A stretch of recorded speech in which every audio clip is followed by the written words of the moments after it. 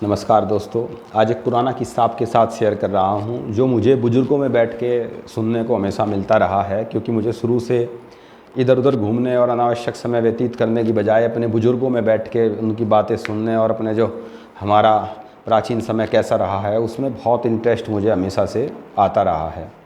तो वहीं से कुछ जानकारी, कुछ बातें इस तरह की मिली। तो एक्चुअली क्या था, अब तो हम बहुत पैसे खर्च कर लेते हैं फिर भी उस तरह की खुशी नहीं मिलती, और ना ही हमारे साधनों में कोई इंटरेस्ट ज़्यादा रखता है। आज के टाइम में कोई किसी के साधनों में, किसी के धनवान होने में कोई ज़्यादा आजकल रुचि लेता नहीं। हर कोई अपने आप में बिजी है, चाहे वो पैसे कमाने में है, आर्थिक उन्नति करने में है, या फिर अपनी बीमारियों के कारण है, या वॉटेवर जो भी। अब पुराने टाइम की बात है, गांव में हम लोग रहते ही थे जो है, उस टाइम मैं तो पैदा भी नहीं हुआ था। तो गांव में बड़ा आर्थिक तंगी का माहौल, गांव शहर हर जगह रहता था, पैसा उस टाइम था नहीं। तो उस टाइम पे जो है हमारे जो बाबा जी थे वो बैल रखते थे, और बहुत ही माने हुए बैल थे वो, बैलों की जोड़ी। तो इतनी पॉपुलर और फेमस बैलों की वो जोड़ी थी कि बहुत सुंदर, दोनों बिल्कुल एक जैसे, दोनों के सींग बिल्कुल एक जैसे, दोनों का रंग एक जैसा, दोनों की कद काठी लगभग एक जैसी, और दोनों चाल ढाल में भी बहुत ही अनुभवी और मेहनती किस्म के बैल थे वो। और उस टाइम एक कंपटीशन शहर में शामली में हुआ करता था, पुराने किसान डिग्री स्कूल में।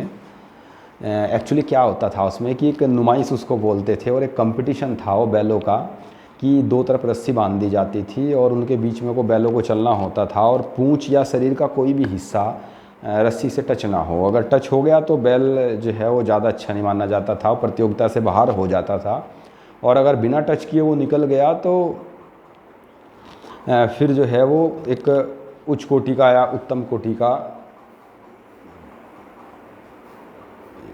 बैल माना जाता था। तो एक्चुअली क्या उसमें होता है फिर जो है कि सब लोगों के बैलों के जो है नाक डली हुई थी, नाक में को जो है उनको कंट्रोल करने को, लेकिन वो इतने तकड़े अष्टपुष्ट बैल हमारे थे बाबा जी के पास, फिर भी उनके नात नहीं थी। इतने तकड़े बैलों को वो केवल और केवल गले में रस्सी बांध के और जो है घंटियाँ बांध के उनसे ही कंट्रोल करते थे, आवाज़ से केवल।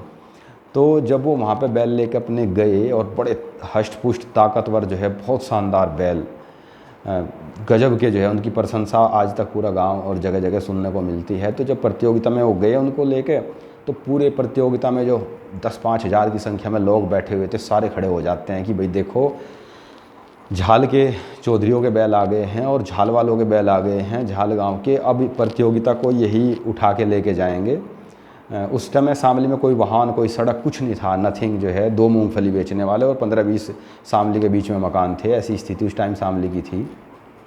तो हर कोई खड़ा होके जो है बिल्कुल हक्का बक्का रह के बैल को देखता था कि इतने तंदुरुस्त तगड़े बैल, और इनके नाक तक डली हुई नहीं है। हाउस कंट्रोल उनको कैसे कंट्रोल करते हैं, और बिना नाथ के उनको इधर उधर मोड़ना, उनको जो है आगे पीछे हटाना, वो वास्तव में तरीके से होता था जो है। तो जैसे ही बाबा जी उसमें एंट्री मारते जो है उस प्रतियोगिता में भाग लेने के लिए, तो बड़े आराम से, बड़े मज़े के साथ जो है वो ना इधर टच किए, ना उधर टच किए, ना कोई पूंछ टच होती थी, और रस्सी में बिना टच हुए वो अपनी प्रतियोगिता का चक्कर लेके आते थे। लास्ट में 1-2 कहने लगा कि क्या आप इतनी भीड़ की जगह में बिना टच किए, वैसे तो असंभव है, क्या आप इनको यहाँ मोड़ सकते हैं दोनों बैलों को?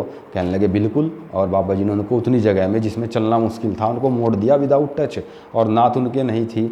तो हर कोई जो है दांतों तले उंगली दबाने को मजबूर हो जाता था, और फिर वहाँ से उनकी प्रशंसा 6-6 महीने जो है उन बैलों का जिक्र आसपास के गांव और क्षेत्र में रहता था। और आसपास के गांव के क्षेत्र के और रिश्तेदार, रिलेटिव लोग हमारे गांव में घर पे केवल और केवल उन बैलों को और उनके कलात्मक जो ढंग था उसको देखने के लिए आते थे।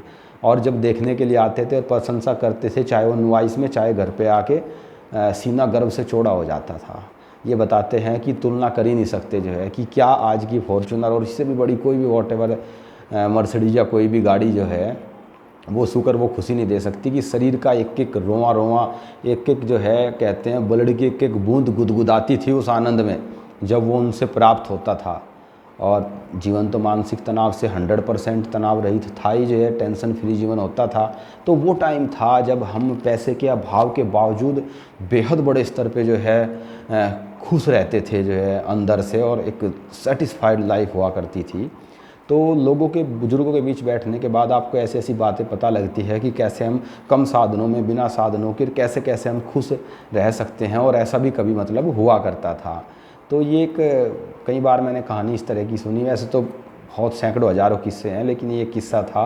उम्मीद है कि आपको ये पसंद आया होगा, भले ही हम आज के टाइम के हो, एजुकेटेड यूथ हो, पढ़े लिखे हो, और या जो भी हो, ठीक सोसाइटी और समाज के हिसाब से चलने वाले भी हो, लेकिन अपना जो कल्चर और पुरानी चीज़ें हैं उनसे पूरे तरीके से परिचित रहो। सारी चीज़ें पुरानी अच्छी है बहुत ज़्यादा, और भी शेयर करूँगा कुछ दूसरी वीडियो में। थैंक यू, नमस्कार।